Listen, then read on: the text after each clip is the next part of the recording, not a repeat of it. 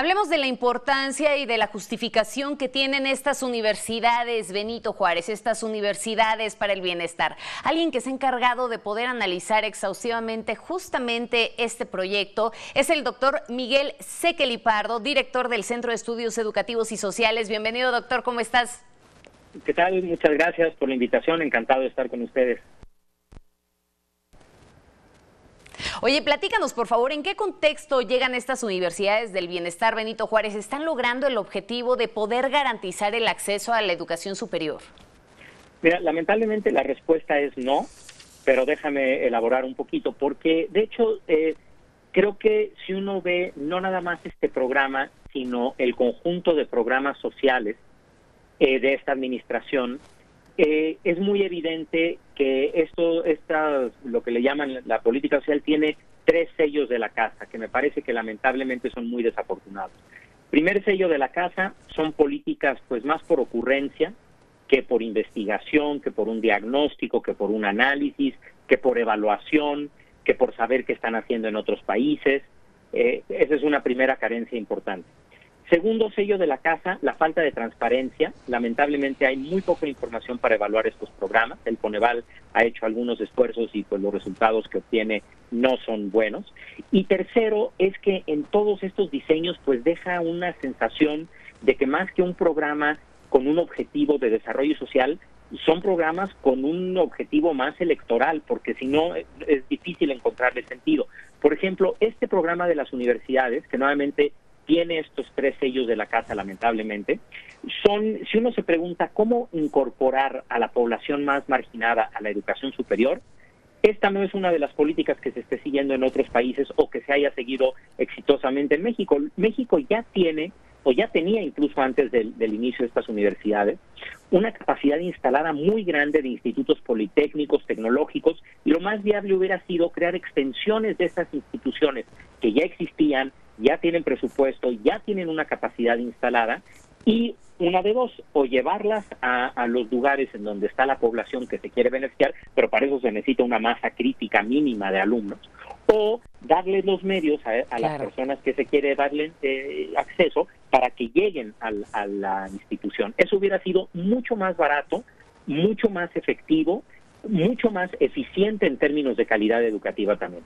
Segundo punto, pues la transparencia. Aquí hay un tema terrible de transparencia porque primero no hay manera, la propia institución que maneja estas universidades no ofrece ninguna información que permita corroborar cuántos alumnos. Literalmente hay que ir una por una preguntando, verificando quiénes son los maestros, qué credenciales tienen, cumplen o no con los criterios mínimos. Por ejemplo, un criterio que es muy sorprendente que no cumplen es que este programa estableció como uno de esos requisitos estar a una distancia determinada de otra universidad para que se justificara abrir esta. Bueno, prácticamente ninguna de estas universidades cumple ese requisito y ni siquiera cumplen el requisito tampoco de estar en las zonas más marginadas. Entonces, pues son elementos que simplemente con un primer vistazo, no hace falta hacer grandes investigaciones, uno se topa con esa realidad que al final deja una sensación de tristeza, porque parece como que se están haciendo este tipo de cosas pues simplemente para que las personas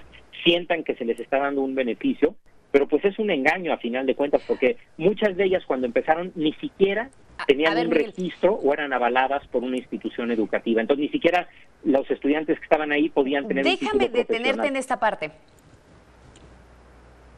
Déjame detenerte en esta parte que es crucial. Aparte de que no vas a tener ese respaldo de carácter institucional, vaya, el papel que termina abriéndote las puertas en donde sea. Nos encontramos con este estudio que bueno, reportabas también ya hace algún tiempo, en donde documentabas las condiciones en las que se encontraban estos planteles. Me llamaba poderosamente la atención, por ejemplo, pues las instalaciones en San Luis Potosí, en el Salón Municipal. En el caso de Puebla, en Chihuatzingo, aulas móviles en terrenos baldíos. ¿Frente a qué estamos? Porque, a ver, no nada más es el hecho de que estén instaladas en las inmediaciones o en la cercanía o lejanía de estas instituciones ya formales, ¿no? Como ya nos decías, que verdaderamente estén lejanas de las universidades, sino también que estén en condiciones deplorables. Sí, y eso es lo que nuevamente creo que es muy lamentable, porque al final es un engaño a esta población que finalmente cree que tiene una esperanza y se le está haciendo creer que es así y no es realidad. Un análisis que se hizo, esto viendo en terreno, o sea, esto no es teoría o hipótesis, ¿no? Esto es verificando, yendo a estas universidades, y se encontró que prácticamente ninguna de ellas cumple siquiera con los requisitos que la SEP misma impone para darle permiso de operar a una institución, ya no digamos de educación superior, a una preparatoria. No tienen instalaciones básicas, no tienen una planta docente. Claro. Nos encontramos casos donde un docente es el único docente que hay, y para dar 2 carreras o 3 distintas. O sea, realmente cuando uno se acerca a esto, queda la sensación más de ser una gran simulación, muy lamentable porque es población que sí requiere de oportunidades, y que, pues nuevamente, la sensación que da es que tiene objetivos bastante distintos a los educativos. Es más como dar un paliativo con una ocurrencia. A esta persona les falta educación, pues llevémosle una escuela a una universidad, pero no funciona necesariamente así el sistema educativo.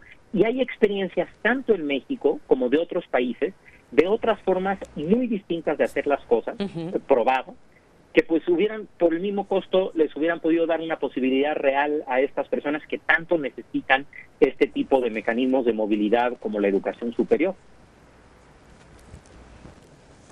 Por supuesto, fíjate que ahora que mencionas esta opacidad y esta falta de transparencia, justamente ahora que hacíamos la presentación de este espacio, hablábamos también de quiénes operan estas universidades, ¿no? Y todo parece ser un Frankenstein que se está encargando de poder llevar a cabo pues la organización y la dirección en sí misma de estas universidades, que en cierta medida dependen pues también de la Secretaría del Bienestar.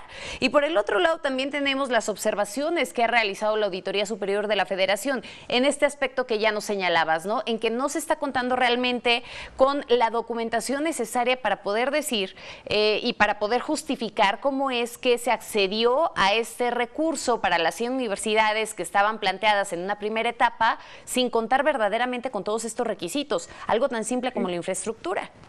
Sí, y hay incluso, no nada más no se aprovechó la información que hay sobre qué sí funciona, sino que no se volteó a ver siquiera la información que hay del único modelo similar en México, que es la Universidad Autónoma de la Ciudad de México.